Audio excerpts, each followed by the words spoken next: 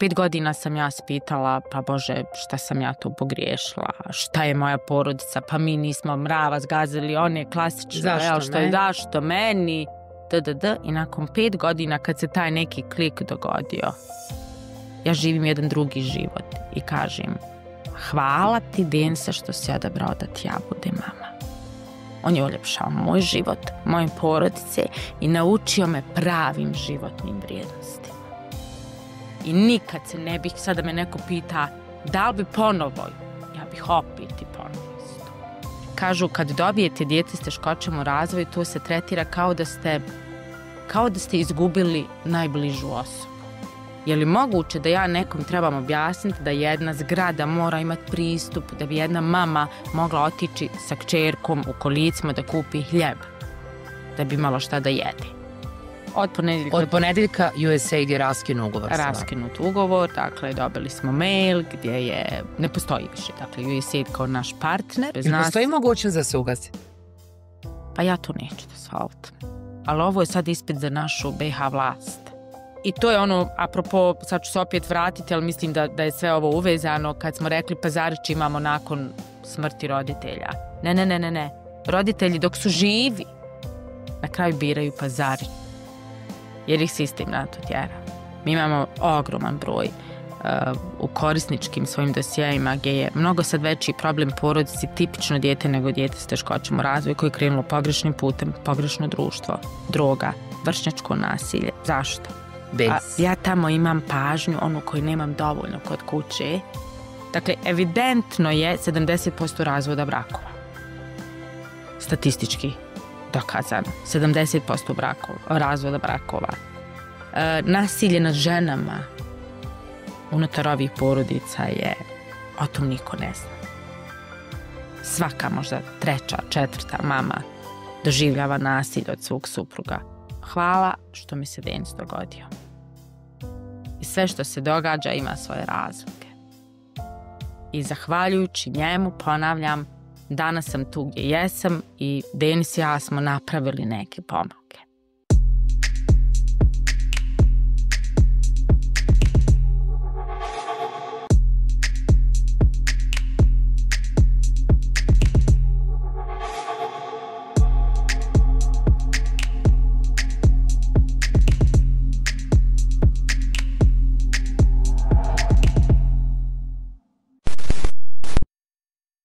Dobar dan, dragi naši Balkanus pratioci, gledaoci i slušaoci. Današnju gošću, pre nego što sam upoznala, svaki put sam imala želju da zagrlim na svaku njenu objavu na društvenim mrežama.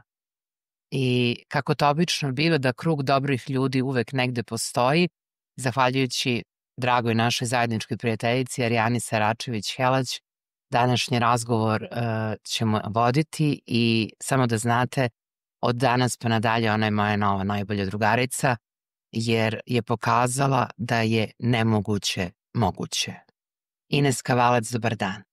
Dobar dan, Tanja, i hvala ti na ovako divnim, toplim riječima. Možda za start opet odmah da počnem da plačem.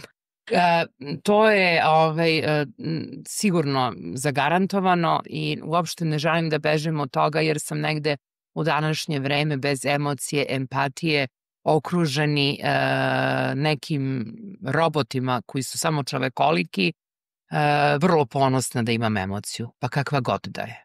Ja se ne bojim emocija. Ja ih vrlo transparentno pokazujem, govorim i pišem o njima. I upravo, kako se rekla, mislim da za takve stvari nam trebaju koristiti i društvene mreže, da pokažemo da su emocije odraz hrabrosti, da emocija nije odraz slabosti kako nas sadašnji sistem uči, kako uči našu djecu. I zato, iako zaplačem ovdje, ne stidim se toga. Dakle, tu će samo biti da se osjećam ugodno i da sam spremna da pričam o stvarima koje možda bole, ali stvari koje sam sasvim sigurna trebaju da čuju ostali i da shvate da ono, kako se rekla, da je ono što smatramo da je nemoguće stvari, da je moguće. Moram da te pitam, koliko se tvoj glas čuje? A kada kažem tvoj glas, prvenstveno mislim na osobu koja se zdušno bori da po meni, a objasnit ću im kasnije kako ja doživljavam tu vrstu ljudi, da imaju mesto pod svojim suncem ili kako god, a pritom da eliminišemo neku patetiku koja sigurno postoji kod ljudi jer te gledaju kroz neku prizmu koja se kod mene srušila kada si ušla na ova vrata i ja sam te pitala što su ti dobre čizme. A nekako sam se spremala kako da te zagrli, a radovala sam ti se. Da.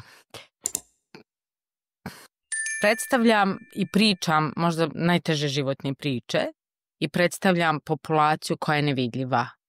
Dakle, predstavljam roditelje koji imaju djecu s teškoćama u razvoju i samu djecu. I to je moj život.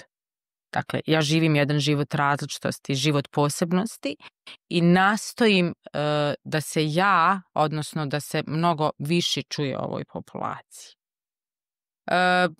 Da li je tu dovoljno? Da li, kad kažem, evo, kao neko ko vodi nevladinu organizaciju, na jednom smo razini prepoznatljivosti i prihvaćeni i imamo jedan dovoljno dobro izgrađen respekt, ali da li je to dovoljno da kažemo da ova populacija, djeca s poteškoćama u razvoju, njihovi roditelji žive jedan dostojanstven život, za što se u principu borimo? Ne. Ono što je meni nekako važno jeste da pravi ljudi, kako si u uvodu rekla, da postoje pravi ljudi, dobri ljudi u našem gradu, u ovoj zemlji, do njih dospije ono što je nama važno da se čuje. A to je da se čuje da postojimo, da biti roditelj djeteta s teškoćama u razvoju zapravo to nije kazna, da vi niste ništa drugačiji u odnosu na roditelja koji ima tipično dijete i da vi niste i ne smijete biti teret ovog društva. Nažalost, imamo dvije strane. Imamo te dobri ljude koji to razumiju i žele da razumiju, pa evo i zahvaljujući ovom gostovanju sasvim sigurno da ćemo možda osvijestiti 1%, 0,5%, nije važno, ljudi koji će ovo gledati i to je ogromno. I ti si dakle među njima koja je prepoznala važnost ove priče, a imamo drugu stranu oni ljudi koji čine zakon, čine sistem. Oni ljudi koji zapravo odlučuju u ime nas, koji kažu mi trebamo da živimo ovako ili onako po ovom zakonu ili po ovom modelu, a u principu ne znaju što znači biti osoba sa invaliditetom, što znači biti roditelj djeteta s teškoćama u razvoju.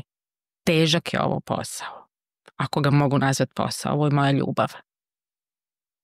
Ja ovo živim i ne mogu reći da je ovo moje profesionalno opredjeljenje, ali jeste. Ali ga radim s ljubavlju i vrlo je težak. Vrlo je težak da biste...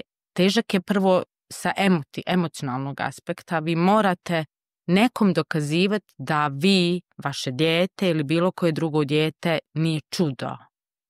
Da ono nije... Ne, jesu čuda. Jesu čuda, ali nisu freak show-ovi koji hodaju. Tako je. Vi dokazujete da mi vrijedimo, da ja kao jedna mama dječaka s teškoćama u razvoju vrijedim, da ja želim da doprinosim društvu i svaki drugi roditelj. To je ono što boli. To je ono što boli što ste vi kažnjeni na jedan način zato što ste roditelj nekoga koji je poseban. I to je ono što vas iznutra jede i to je ono što vas iznutra sigurno crpi, a s druge strane bar ja pričam evo sad svoje ime, imate jedan luđački adrenalin s kojima želite da dokažete ama mi postojimo i mi smo vrlo važni za ovo društvo. Na pola puta je taj neki moj glas, ako ćeš da odgovorim na tvoje pitanje koliko se dovoljno dobro i daleko čuje. Na pola puta smo, šta znači na pola puta? Pa uspjeli smo, kad kažem uspjeli smo, mislim na naše udruženje, dajte nam šansu da osvijestimo te koji donose odluke u ime nas, da je spasiti jednu porodicu koja ima člana s teškoćama u razvoju, vi ste spasili svijet. Da je dati šansu jednoj porodici nešto što je njihova obaveza i odgovornost i mijenjaju prizmu pogleda na ovu populaciju. Ne gledaju samo i striktno na dijete s teškoćama u razvoju. Zašto? Ja ću reći da sam ja do svoje 5. godine, odnosno do Denisove 5. godine starosti bila neko, ne biste povjerovali da sam to ja. sad kad gledate ovu Ines i tu Ines nekad tamo 2022. 3. godine, koja apsolutno nije željela da prihvati da je njeno dijete drugačije po nečemu. A bilo je vrlo očigledno to. Dakle, bježala sam od istine, od realnosti. To je ono što svaki maltene roditelj radi u startu. Nekako kažu kad dobijete dijete s teškoćama u razvoju, to se tretira kao da ste izgubili najbližu osobu. Mi svi maštamo, pogotovo mi žene, da želimo imati dijete, pa da nam bude curca s plavim okicama, imamo neku maštu i onda ta mašta nestane i vi dobijete nešto skroz nepoznato i drugačije i to je taj najteži period. Dakle, tih mojih 5 godina ja sam negirala, apsolutno negirala da je Denis drugačiji po nečemu. I onda kad shvatite da nešto se dogodilo, neki klik se dogodio gdje sam shvatila da moje dijete, ja i moja porodica apsolutno vrijedimo jednako kao i svaka druga porodica i rekla sam ne želim da neko odluči u moje ime. Ne želim da to bude sistem koji će reći meni da ti trebaš da napustiš posao, ti trebaš da budeš samo mama, ti ne trebaš biti niti žena, niti supruga, niti prijateljica, ti ne trebaš da priređuješ svojoj porodici niti društvu, budi tu svoje dijete i to je ono što nama sistem u principu govori i to je tvoja uloga. Nemaš pojma koliko se suzdržavam da te ne prekinem 1000 puta, ne zato što ne želim da te čujem, nego na svaku tvoju reč imam 1000. Prvo, želim da ovu emisiju i sve naredne koje ćemo razgovarati i voditi, molim te da budeš redovan gost ovog podcasta. Želim da nas obavestiš o svemu što krene po dobru, a i po zlu. Za eventualno nekoga ko ne zna, Ines je mama Denisa, koji nažalost nije više među nama, i Zare, jedne velike lepe tinejdžerke, i Denis nije jedini. Preko puta tebe sedi Tanja, koja je imala najboljeg druga Đoleta, i njegova mama Sara Popčetović, moja prijateljica iz Beograda, živela je tvojim životom. I sigurna sam da su tu dokle god ih spominjemo. Ja znam šta znači biti roditelj deteta. Osuđen si da budeš na margini, žigosan si, ti ne možeš da radiš, jer to dete ne može da bude u normalnoj školskoj ustanovi, u dnevnom boravku, to dete ne može da ode u bioskop, to dete ne može da uđe u prevoz, zato što se ljudi okreću, upiru prstima, smeju se. Znači, a onda s druge strane nam defiluju narkodileri, ovi uskim pantalonicama, skraćeni, koji ubijaju, siluju, gaze ljude po ulicama, ali oni su baje, oni su likovi, to su nam uzori. Nama su prostitutke na TV ekranima, to nam je uzor. Ali za Boga, jedno dete koje je autistično i koje će možda u nekom trenutku ispustiti neki krik, tu ćemo upreti prstom i umreti od smeha i onako gledati razrogačenih očiju. Ne mogu da verujem, a znam da je tako, da u 21. veku da ne postoji paradoksalna rečenica nevladino udruženje. To treba da bude broj 1 u svakoj državi koja želi da bude normalna. A ja mislim da mi nismo ni država. Samim tim ne možemo da budemo normalni. Da ne postoji briga o takvoj deci. Jer to nije samo briga o deci, to je briga o porodici. Tako je. Mi nemamo, dakle, naš sistem se sveo samo na to da daju nešto, daju za dijete s teškoćama u razvoju. Sadaka neka. Da ne pričam sad invalidnine i to ostalo. Logoped, fizioterapeut, ono što je potrebno da bi se izvukao maksimum iz djeteta. Ali se ne posmatra koliko su tu roditelji važni. I to je ono po čemu je Dajte nam šansu probilo led od 2011. kada smo registrovani, je važnost, koliko je važno da ja budem jaka.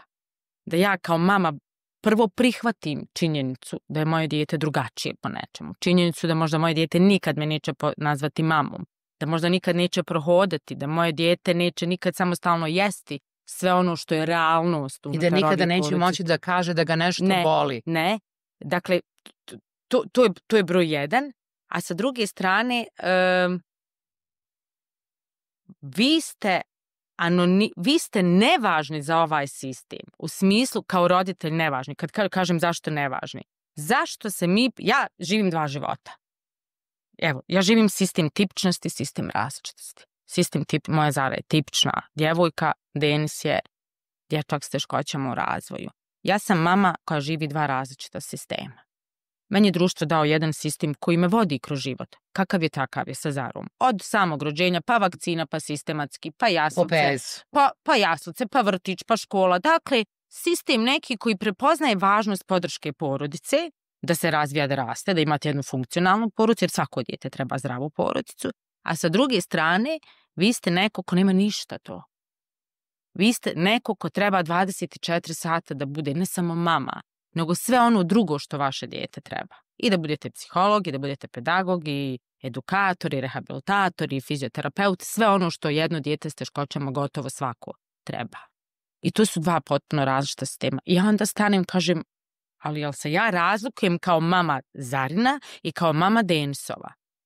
Ne razlikujem. Ja imam potrebu istu da budem roditelj i Zari i Denisu, imam istu potrebu da budem jednako mama, ali imam istu potrebu da budem i žena i da budem neko ko će da ulaže u sebe, da bude od koristi za društvo, ali vi to ne možete. U ovom sistemu različitosti vi to ne možete ostvariti. Zato što vas ne prepoznaju kao porodicu.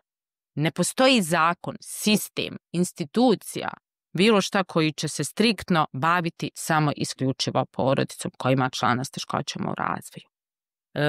Mnoštvo priča svakodnevno koje čujem, koje prolazim, gdje roditelji dolaze i mole za pomoć, mene je stid.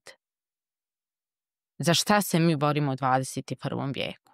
Da mami se napravi lift da bi mogla izaći sa svojom curicom da kupi hljeba. Stanari ne dozvoljavaju jer narušava izgled zgrade. I govorimo sistem. Ja uvijek kažem, ko čini sistem? Svako od nas. Ali znaš šta? I ne treba im lift, draga Ines. Ja 1000 puta pomislim na to. Kako funkcionišu ljudi u invalidskim kolicima u ovom gradu? Nikako. Znaš šta, hvala Bogu, izbori su nam na svake 4 sekunde. Tako da nam je sve raskopano. Tako je. Jer najbolje je asfalt koalicija. Tako je. Najviše se para tu uzima. Ogorčena sam. I bila sam ubeđena da razgovor s tobom neću voditi na ovaj način i da neću imati ovaj tonalitet. Ali možda i bolje ovako nego da preplačemo ovu emisiju, zato što ni Denis, ni Đole, ni sva druga deca to ne zaslužuju. Jer oni nisu plakali. Nisu. Oni nisu plakali. I kogod nije imao susreta sa takvom decom, ne znaš šta je ljubav. Njih ne možeš kupiti. Njih ne možeš potkupiti. Njih ne možeš pridobiti. Ili te vole, ili te ne vole. A ako te vole, Bože, koliko si blagosloven tom ljubavlju. Jer svaki atom, oni ne znaju da govore, ali tu su sve te neverbalne komunikacije. I ja se samo pitam jedno. Šta je i ko su ti, da ne kažem, da ne budem gruba, ali u čemu je problem da ljudi koji pišu te zakone? Šta im nedostaje da ih to dotakne? Pa čoveče, gledaš film pa se rasplačeš. Šta nije jasno? Evo, nedaleko od našeg studija je ustanova Mjedenica. Mislim da ono što potenciram vrlo često tu priču, da zakon ne donose ljudi, a da nas ne pitaju. Dakle, niti jedan ministar, niti jedan načelnik, niti bilo koja funkcija koji su uključeni u donošenje zakona, ili sprovođenje istih, nisu birani po tome koliko poznaju situaciju, položaj ove populacije. Dakle, ne postoji kriterij da postaneš premijer pa da moraš zadovoljavati neke određene kriterije. Ja smatram da je moj i naš zadatak da upoznamo te koji donose zakon o situaciji ovih što radimo od 2011. godine. Dakle, potom mi smo jako poznati i tek tada ja onda očekujem od njih da shvati šta se od njih traži. Neki pomaci postoje, to je vrlo sporo, ali ja moram ti priznati da sam 1.000.000 puta znala reći, a šta će meni ovo u životu? Je li moguće da ja nekom trebam objasniti da jedna zgrada mora imati pristup, da bi jedna mama mogla otići sa kćerkom u kolicima da kupi hljeb, da bi imalo šta da jede? Vrlo sporo ide i mislim da ljudi funkcionišu, ali govorim za ove ljude koji donose zakon po principu to mene nije dotaklo, to ne živim u tim cipelama i Moram da te pitam, s obzirom da funkcionišete od 2011.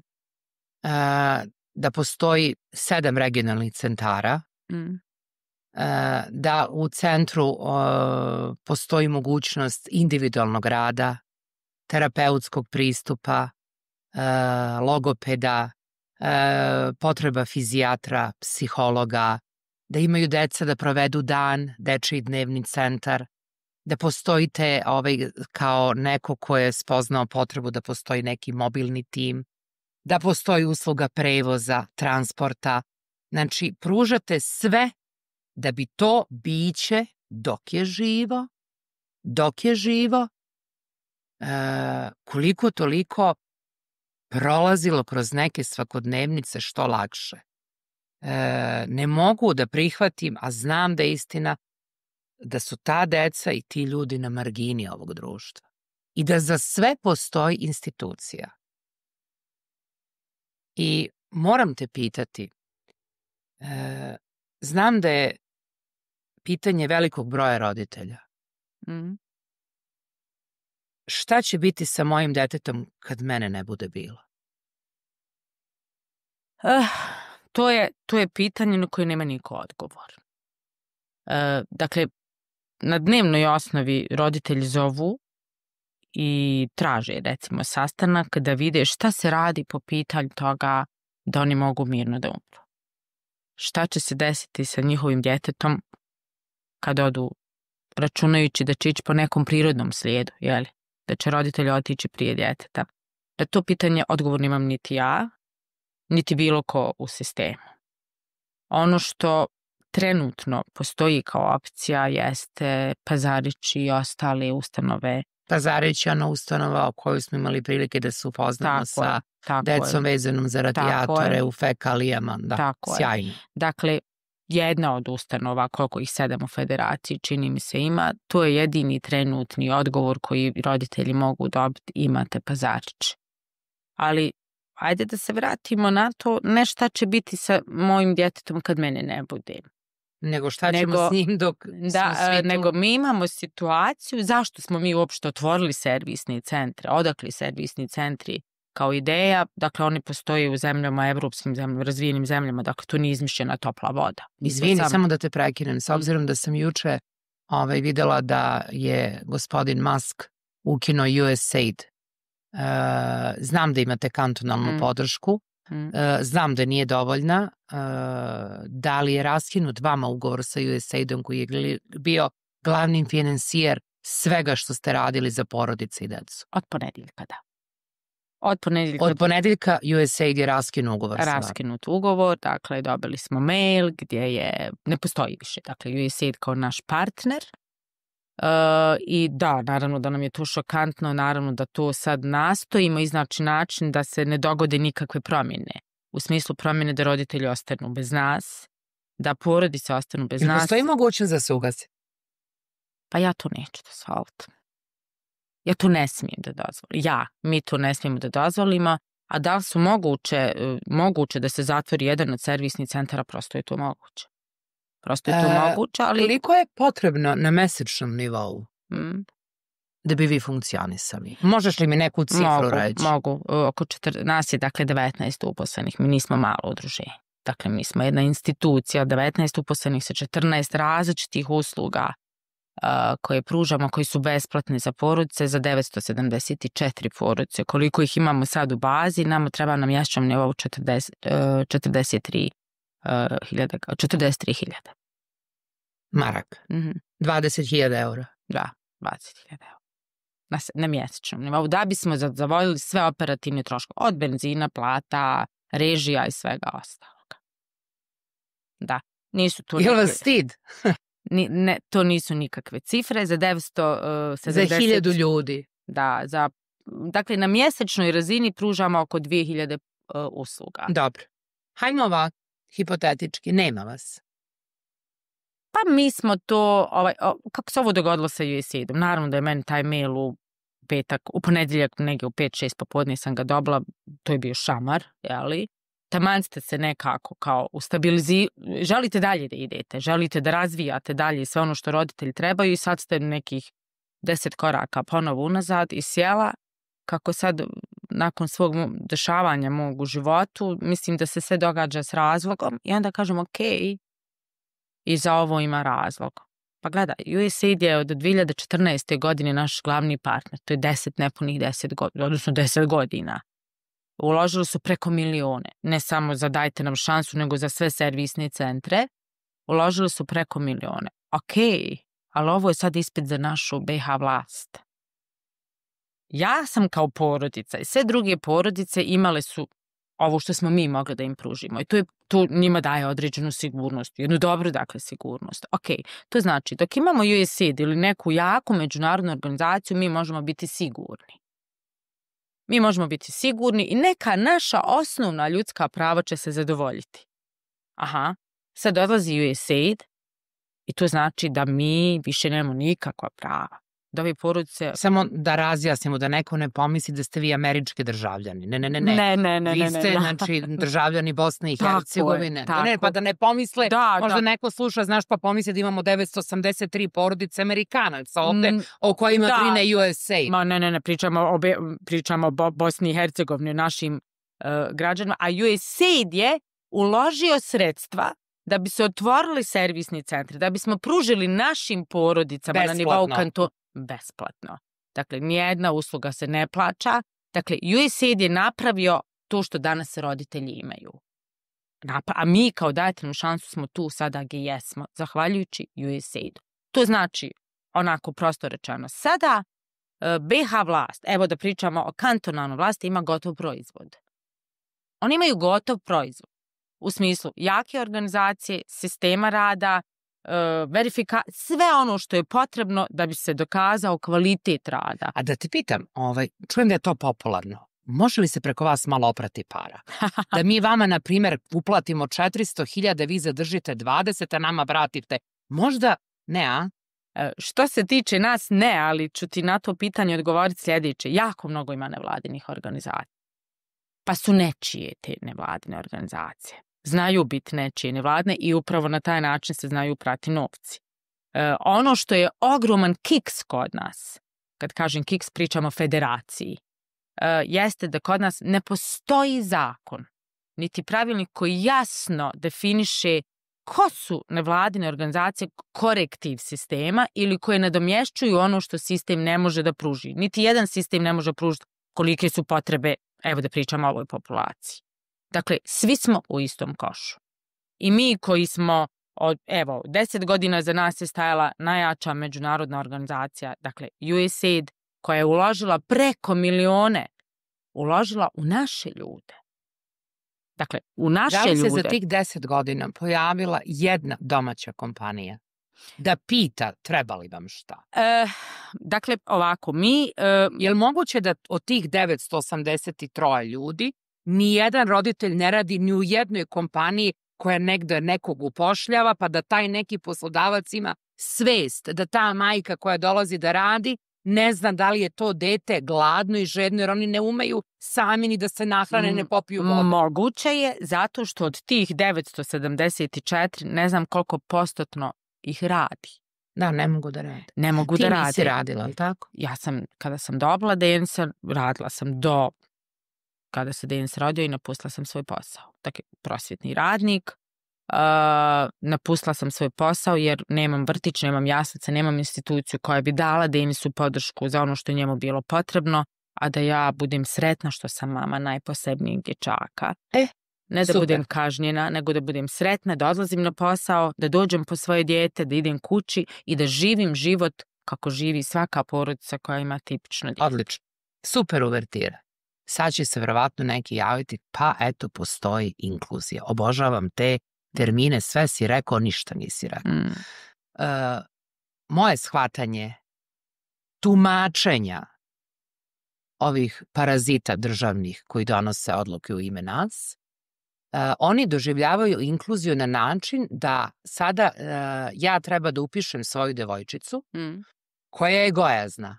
Ona je slatka, buckasta je, sa šmizlama koje treniraju balet i one imaju 30 kila manje od moje curice. I mene neko treba da ubedi da će se moje dete super osjećati u grupi dece, a uz dužno poštovanje, nažalost nemam svoje, ali ih volim najviše na svetu. Deca su mali monstrumi, jako znaju biti zla, a s obzirom da deca imaju roditelje kao uzor, uz današnje roditelje nije teško da deca dođu sa onim što su upila u svojoj kući. Pa i to ismejavanje, da li je neko buckast ili je neko mršav, ili je neko štrkljast, ili je neko nizak, to su sve ta deca ponela od kuće. Ali činjenica da deca bez objektivnih poteškoća u razvoju, ukoliko odstupaju od tog kalupa, male plave zlatokose nailaze na problem. Inkluzija. Da kažem nešto. Aj, molim te. Ja ću biti ja se ježim najprije od te riječi inkluzija. Kada bismo sad običnog građanina pitali šta je inkluzija, svi kažu inkluzija je da idu djeca u redovnu školu. Da. Inkluzija je sve. Dakle, inkluzija je sve. Uključivanje. Nije uključivanje samo u sistem obrazovanja, nego postoji socijalna inkluzija, postoji svašta nešto. Ali ajmo se sad fokusirati na ono što je aktualna tema, jeste inkluzija u sistemu obrazovanja. Ja sam neko koga očigledno ili simpatišu ili ne simpatišu. Kažem, možda će me moj jezik koštati života, ali takva sam kakva sam. Ne želim se niti ulizivati nekom i niti tapšati nekog po ramenu ako ne smatram da to što radi je u redu. Današnja inkluzija potpuno nije u redu. Zašto?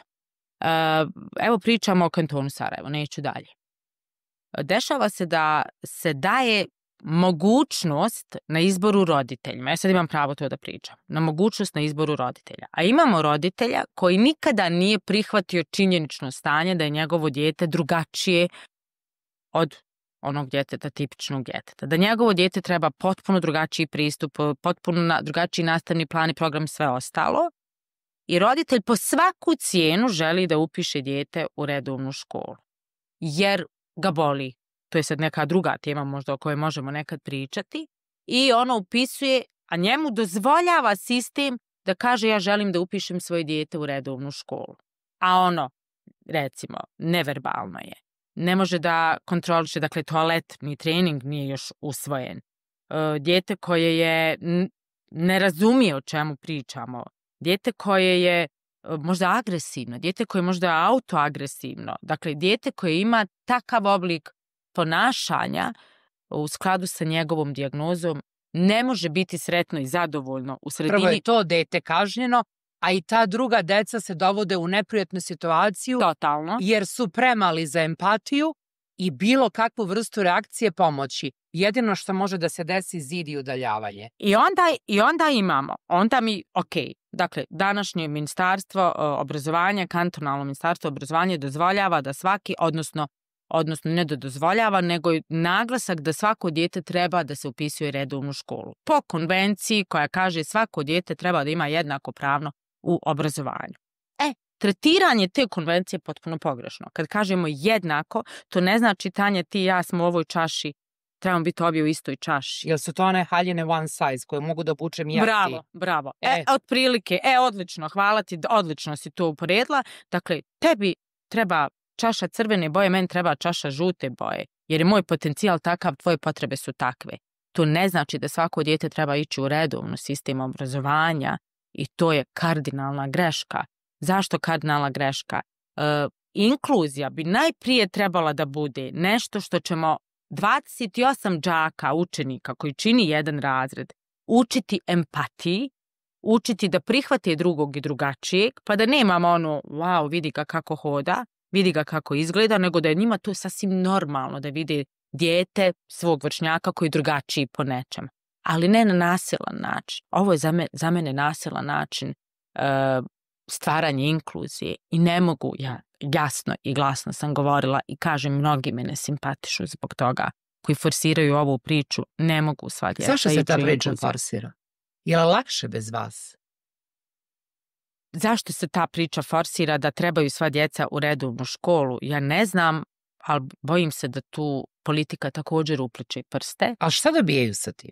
Ne znam šta dobijaju sa tim. Možda, znači nešto rade nasilno, nenormalno, ali bez ikakvog cilja. Nenormalno i mislim da reći ću kolovode ljudi koji nisu baš dovoljno upućeni da biti dijete s teškoćama u razvoju je lepeza teškoća. Je lepeza potencijala. Biti dijete sa autizmom, imamo visoko funkcionalno dijete sa autizmom koje može fakultet završiti.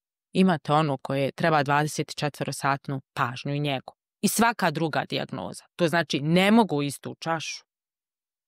Imamo dete sa autizmom koje ne podnosi zvuk padanja kiše, jer doživljava kao izuzetno agresivno. Sa paničnim napadima ili... Inkluzija je u ovom smislu imaju bar decu ti ljudi koji to odlukuju? Totalno. Pa mislim da imaju tu djecu, ali mislim... Nažalost, ono što je moj utisak i moj dojam jeste da imam grupicu ljudi kojima slijepo vjerujem iz nekog razloga i koji forsiraju tu priču.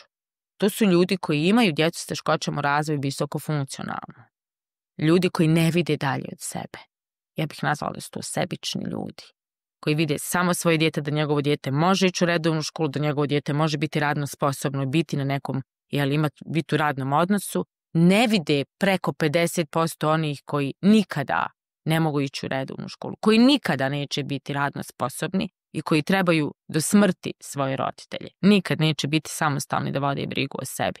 To su sebični ljudi. Ja sam prolazila kroz različite neugodne situacije od tih i takvih sličnih ljudi u smislu baš nas briga kakvo je tvoje dijete, baš nas briga što tvoje dijete to može ili ne može. Sebičnost je u pitanju. Želim da zadovoljim sebe, svoju neku formu, svoju neku viziju, a šta sa ostalim, to me ne interesuje. Zato ona seljačka logika, moje dijete nije bolesno. Tako je. Aha. Tako je. I mislim da je ova inkluzija, sad ovo što se radi, ja na dnevnoj osnovi, ja mogu pokazati poruke, dobijam poruke nastavnika, roditelja koji ne žele, jer su se prepali kad su čuli želi se gasiti specijalne škole. Specijalne škole od ministarstva mi dobijam odgovor se neće nikada ugasiti. Po zakonu koji je novi donešen, koji imalo je u ovome, se jasno vidi šta se radi sa specijalnim školama, da se pretvaraju resursne centre koji će biti podrška i inkluziji. Ja dobijam, dakle... Možeš da mi objasniš šta znači resursni centar, dobro, to nije ni važno. Pa to znači u principu da će dijete koje pohađa redovno obrazovanje nakon škole ići u taj resursni centar, kako god ga nazval, gdje će dobiti još dodatni, recimo, logopedski tretman, fizioterapeutski, što je ono što mu je potrebno. To se radi zadnjih godinu.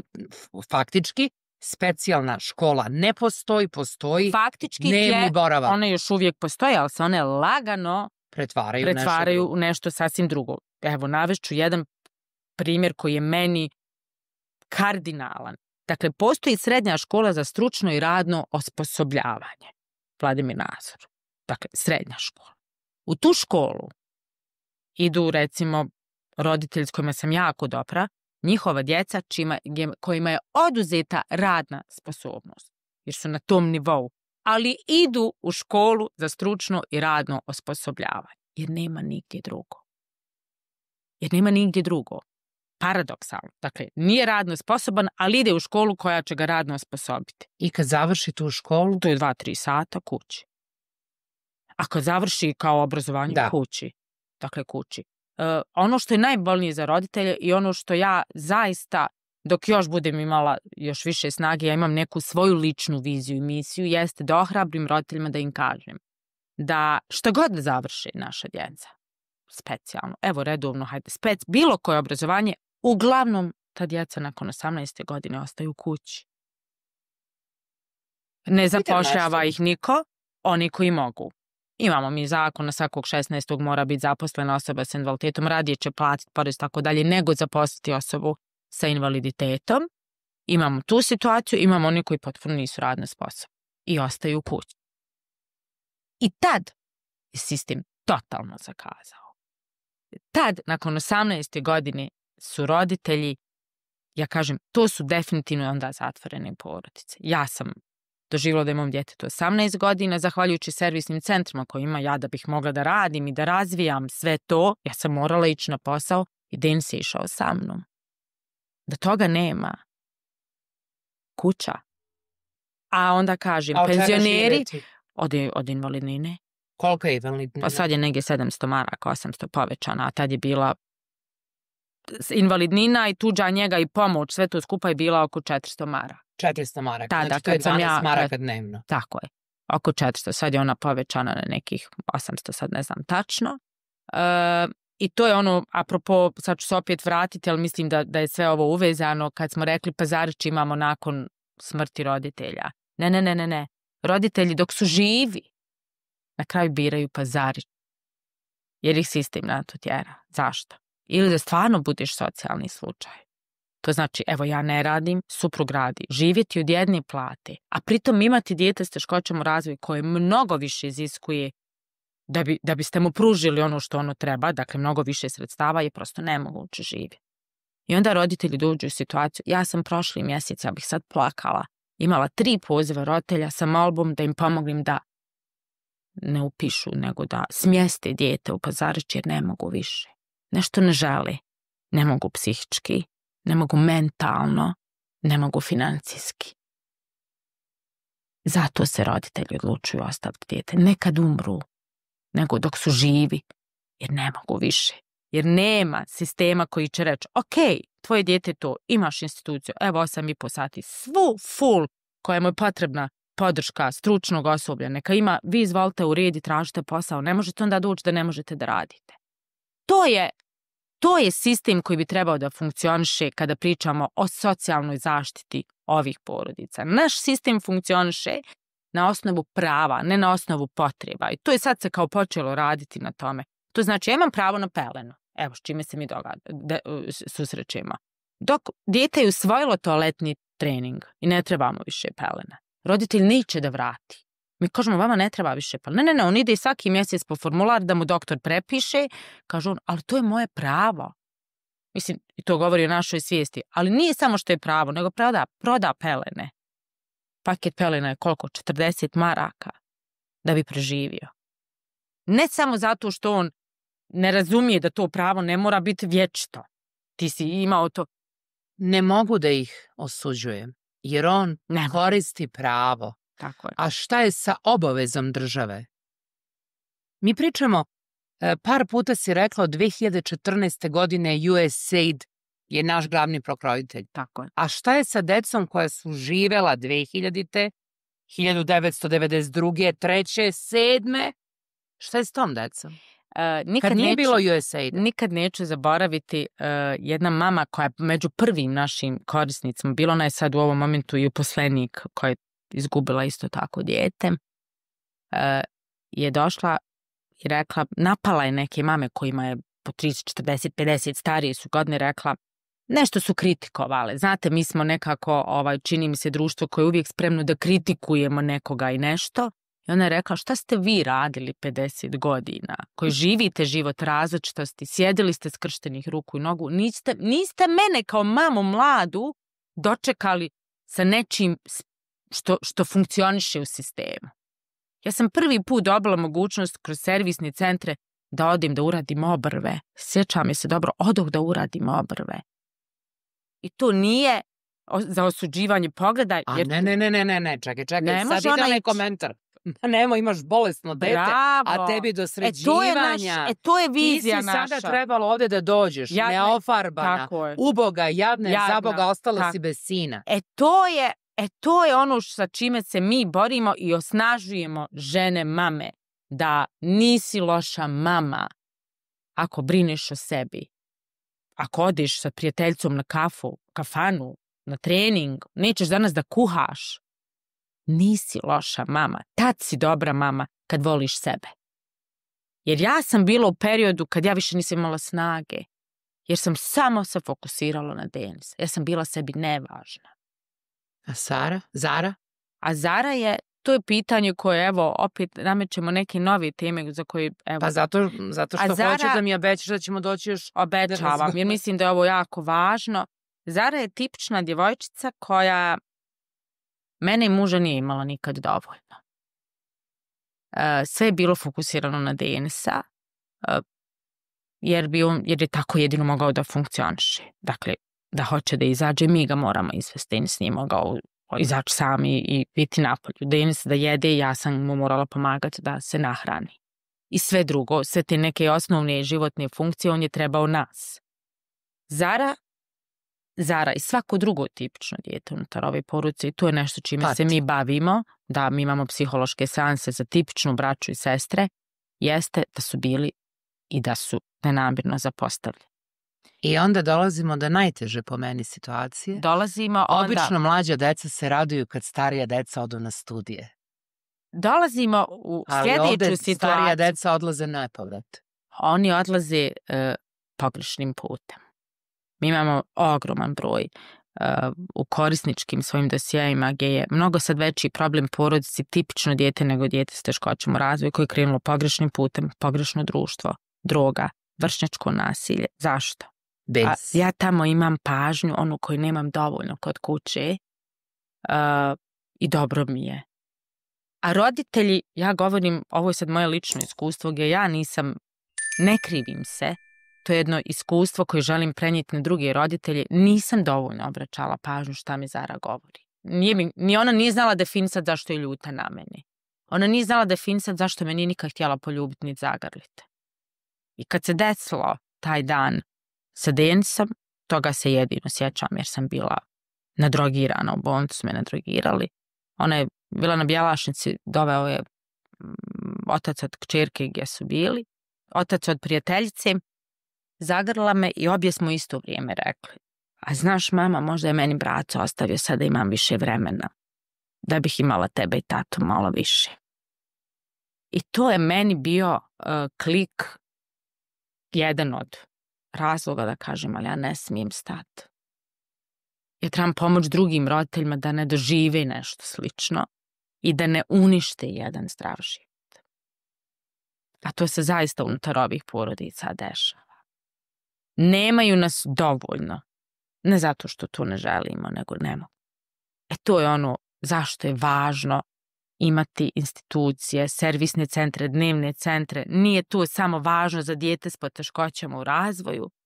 To je važno da bismo očuvali jednu zdravu porodicu. Zdrava porodica može biti mama, dijete, tata, dijete. Ne mora to biti sad kompletna porodica. Bilo bi idealno da jeste. Ali ovo su, ja nas kao porodice zovem multiproblemskim porodicama. Nije problem samo dijete s poteškoćama. Najmanje bude na kraju. Najmanje bude na kraju problem dijete s teškoćama u razvoju. Tu budu, dakle, evidentno je 70% razvoda brakova. Statistički dokazano. 70% razvoda brakova.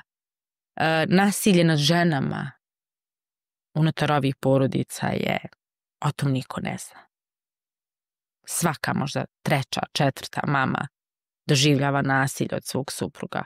I onda meni postaje pitanje, pa dobro, ali razvod je sad trend, kao razvod je više ništa, odlučiti se da se razvedemo. Da, ali onda postavljamo pitanje, ali od čega će da živi ova mama, koja joj je oduzeto osnovno pravo na rad, da bi se bavila djetetom s teškoćama u razvoju, da bi ima 1-2 tipične djece i živjeti od invalidnine? Nemoguće je. I onda svjesno ostaje u jednoj disharmoničnoj atmosferi porodici. Svjesno, ne zato što to neko voli, da ga neko maltretira psihički, fizički, ne. Multiproblemske, ali samo zato što mi nemamo u startu institucije kao što su vrtići i jaslice za tipičnu djecu. Jer su vrtići i jaslice podrška cijeloj porodici. Ja ostavim dijete u sigurnim rukama stručnjacima, bavi se s njim 8,5 sati, ja odlazim da rađujem, dakle ne ovisim od sadake, na kraju krajeva podiže to moje samopouzdanje, mentalno sam jača, svi mi volimo kad nešto dobro uradimo, to nam podiže nivo samopouzdanja i dajemo sebi neki odgovor, pa vrijedim, nešto mogu, svi mi to trebamo. Nikada neću zaboraviti doba COVID-a i opštu vojnu bolnicu i hvala im svima. Na odeljenju je bio dečak sa Downovim sindromom. Dovesti pacijenta i ostaviti ga u bolnicu je najnormalnije, jer si ga doveo u ustanovu gde će mu pružiti pomoć. Ali dete sa Downovim sindromom ne može da ostane samo u sobi. To je bilo intenzivno odeljenje nege COVID centra, gde je svaki pacijent bio na koncu, na ivici. Nedovoljan broj ljudi, nedovoljan broj svega, ali u toj sobi uvek goralo svetlo. Tu su sedele mama i sestra koje su mu čitale do iznemoglosti priče, a kad one odu da malo odmore, skuvaju nešto i vrate se donesu, sestre su se nesebično menjale. To je scena i slika koju želim da pamtim iz te bolnice, jer nisu dozvolile da tu stane život. Borili su se za to dete koje, hvala dragom Bogu, iz te bolnice izašlo. I ovo sam spomenula jer i to su neke situacije kada to dete ne može ostati. Treba da operiše krajnike. Ono ne može ostati samo u bolnici. Ne može. Znači, ne postoji ni jedna jedina stvar koju ta deca mogu da urade samostalno. Počevši od onoga da svoje dete nikada nećeš nazvati granapčetom, jer ne možeš da ga pošalješ u grad. I sve ovo je, nažalost, jasno nama koji se ne pitamo i ne odlučujemo. Ali opet te pitam, koji deo ljudskosti i šta to nedostaje u tima koji pišu te zakone? Da problem od 20.000 eura na mesečnom nivou, koji se može skupiti ako nedeljno napravimo harač po parlamentu iz džepa poslanici da izvade, pošto jedu za 2 marke u restoranu. A obrok za to dece košta mnogo više. Znaš kako, Tanja, sam ja rekla to jednom? Odnosno njima sam rekla. Čini mi se da nećete da ulažete u ovu populaciju zato što razmišljate, ali od njega nema ništa. Ili imaju ta deca pravo glasa? Pa mi smo njihov. Ne, ali imaju oni pravo glasa kad postanu punoletni? Pa ako su sposobni, imaju. Šta to znači? Pa znači ako je dijete visoko funkcionalno, ako je osoba sa invaliditetom toliko svjesna sebe, toliko svjesna svojih prava, svojih potreba. A nisu ni glasači, pa to te pitam. Znači ništa? Nisu ništa. I to znači da se ne isplati državi, sistemu, ulagati u jedno dijete koje nikad neće raditi, govoriti, prohodati, tako dalje. Ono je skupo, jer od njega nemaš sutra korist. Ono neće priređivati društvu. To je moj zaključak. Ja ne znam šta bi drugi zaključak bio, ali zato ćemo mi kao roditelji moći. Ja kažem, ako meni dozvolite i svakom roditelju da radimo, a želimo da radimo, dakle, želimo da radimo, imat ćete od nas korist. Ali ne samo tu vrstu koristi. Ja mislim da, to si mi ti rekla na našem razgovoru i to si malo čas spomenula, da zaista osobe s teškoćama u razvoju i mi kao roditelji, koliko god ovo sad zvučalo, kako god, od nas mnogo mogu ljudi da nauče. Ali zaista, i ja kažem na sastancima sa političarima, sa ministrima, ne je važno, kažem, iskoristite nas. Evo vam na dlanu, iskoristite nas na način da od nas naučite i da zahvaljujući nama napravite sistem i društvo koje će biti humano i socijalno uređeno. Jer to vam je jedan od uvjeta da uđemo u Evropsku uniju. Jo, Ines, molim te. Znam, ali evo, pošto se borimo da uđemo u Evropsku uniju, iskoristite. Ma nevažno je više i Evropska unija. Evo da je totalno zanemarimo. Ali iskoristite nas. Zaista nas obični građani od nas mogu naučiti. Mi svi mogli bismo pričati priče i priče šta znači biti roditelj djeteta s teškoćama u razvoju i kako premostiti sve ono što vam se nađe na putu. A ova ljubav, reći ću ti da sam se 5 godina pitala kad sam dobila Densa. Dens je došao šokantno na ovaj svijet izvantjelesnom oplodnjom, jako željeno dijete nakon 5 godina braka. Iz prve je uspjelo jer sam ja rekla ja ovo mora biti iz prve i to je tako. Rodio se jako mali u 28. nedjelji i tad su krenule perpetije. 5 godina sam ja spitala, pa Bože, šta sam ja tu pogriješila, šta je moja porodica, pa mi nismo mrava zgazili, one klasične, zašto meni, i nakon 5 godina kad se taj neki klik dogodio, ja živim jedan drugi život i kažem, hvala ti Densa što si odabrao da ti ja budem mama. On je uljepšao moj život, moje porodice i naučio me pravim životnim vrijednostima. I nikad se ne bih, sada me neko pita, da li bi ponovo, ja bih opet i ponovo isto. Bogatstvo je, zaista je bogatstvo poznavati, imat nekog, biti uz nekoga i ko nema nikakvog mita, koji vas zaista vas voli, ali vas to su bića za koje mi kažemo, evo, ne mogu voditi brigu sami o sebi, ne mogu živjeti samo, ali oni vas uče. Moj Dens je, obično ide da roditelji usmjeravaju djecu, da im kažu ovaj put bi bio dobar za tebe. Moj Dens je meni pokazao. Ja sam, zahvaljujući Densu, danas tu gdje jesam. Ja sam uz Densa spoznala i upoznala neku potpuno drugu Ines. I to je ono što kažem, hvala što mi se Dens dogodio. I sve što se događa ima svoje razlike. I zahvaljujući njemu, ponavljam, danas sam tu gdje jesam i Dens i ja smo napravili neke pomake. I hoću da kažem da ne treba niko da nas posmatra jadni. Joj, kako možete? Teško vam je. Težak je život roditelja s teškoćama, ali je prelijepa. Jesi stvarno dobila 2 marke na Wilsonovu? Jesam. Kako?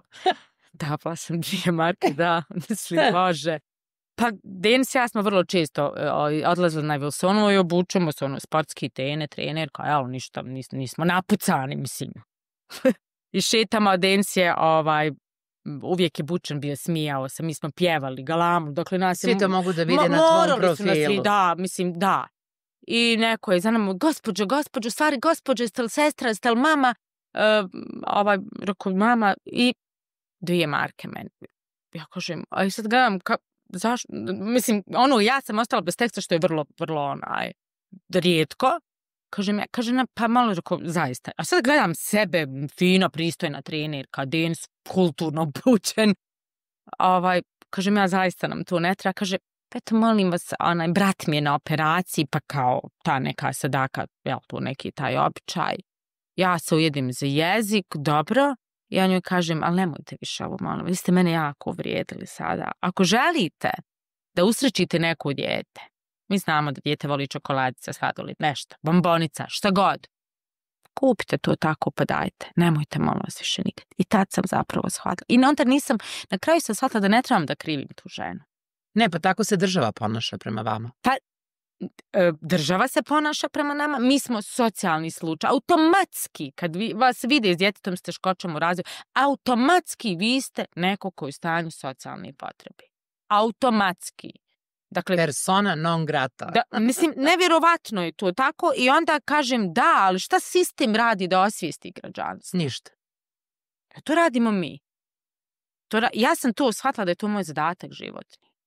Ja sam shvatila da ne mogu da krivim XY osobu zato što ne zna šta je dijete s teškoćama u razvoju, zato što ne zna šta su potrebe jedne porodice i zato što ne zna u kakvom su statusu te porodice. Smatram da je to moj zadatak, ne moj, to bi tako trebao svaki roditelj, a onda tražite od njih. Evo, pokazali smo vam, sad nam dajte ono što je naše pravo. I mislim da je to neki moj životni zadatak, da je s razlogom Dens moj.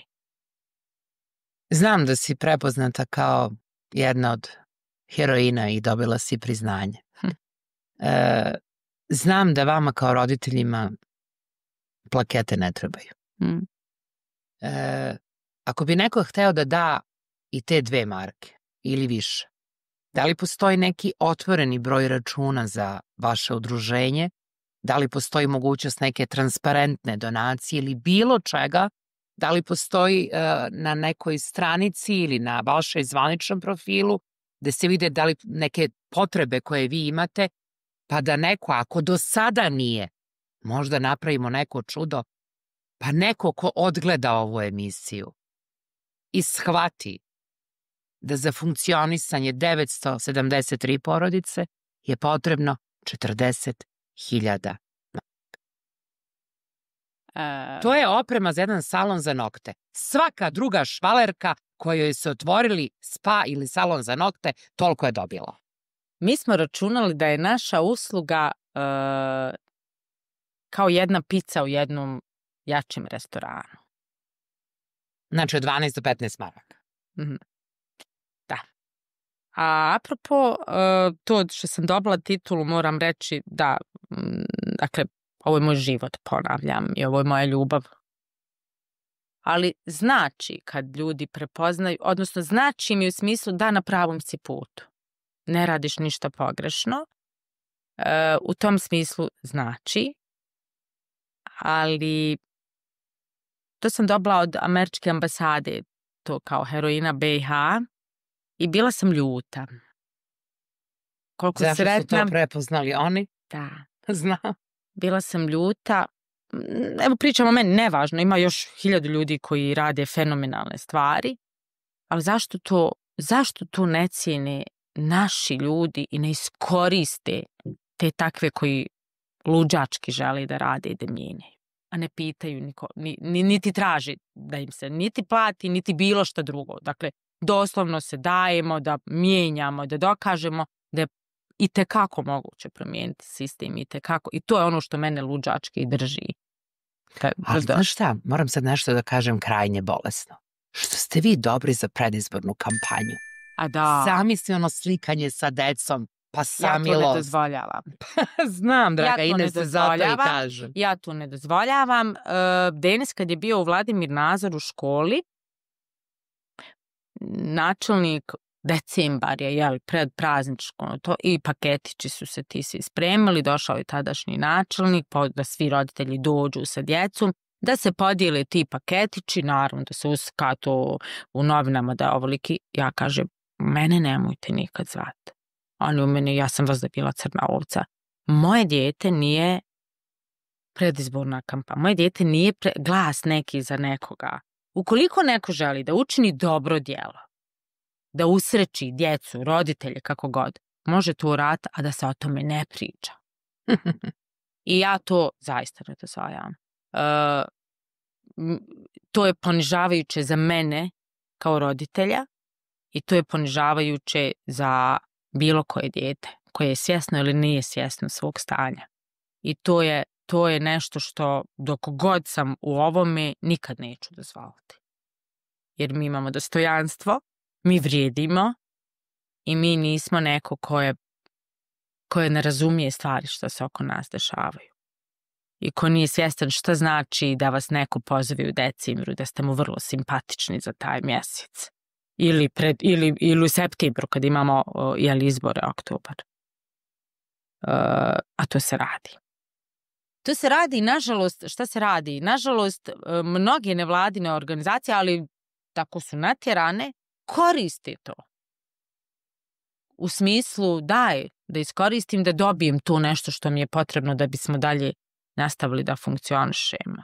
Mislim da kao nevladine organizacije, malo čas sam rekla, ima i onih koji su... Verača. Da, ali ima i onih koji zaista su korektivi, zaista nadomješćuju ono što sistem ne može da pruži. Žao mi je što nismo jaki kao mreža, jaki kao jedno tijelo, pa da imamo jasne stavove i kriterije. Ja ne molim nikad da mi dajte nam. To je naše pravo, a to je vaša obaveza. I neću da vas molim. Vaša je obaveza da napravite ono što trebaju djeca s poteškoćama u razvoju. Mi ne izmišljamo toplu vodu. I greška je da molimo.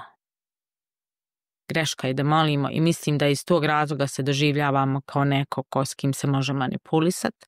i kao neko ko nije na dovoljnom nivou inteligencije ili već čega, ne znam, da ne razumije da sam ja mama potpuno jednaka i sa potpuno istim potrebama kao što je mama koja nema čast biti mama djeteta s teškoćama u razvoju. Draga Ines, mogla bih s tobom da pričam još dugo. Još ćemo se družiti, neću vas ostaviti, pratit ću, a dokle god ti budeš deo ove priče pod nazivom Dajte im šansu, sigurna sam da nada postoji. Predugo traje ostvarenje tog nekog skromnog cilja. Ali ja verujem tebi. Jer ti imaš kući ćerku, Zaru. Pozdravljamo je ovim putem i zahvaljujemo se na svom strpljenju koje je pružila. Ali imaš i Denisa. Imam. I ako ti možeš, ja ću vas samo pitati najprostijim jezikom i ne želim da se izvinjavam na tonu tokom čitave emisije, jer sam ogorčena. Mi koji ne možemo da imamo decu, se ne bojimo da ćemo postati roditelji deteta sa posebnim potrebama. Svi vi koji odlučujete, planirate porodicu, proširenje ili prvo. Ovo nisu stvari koje tražite ili birate, to se dešava. Zar treba da svi budete u toj situaciji da shvatite o čemu smo ovde nas dve razgovarale?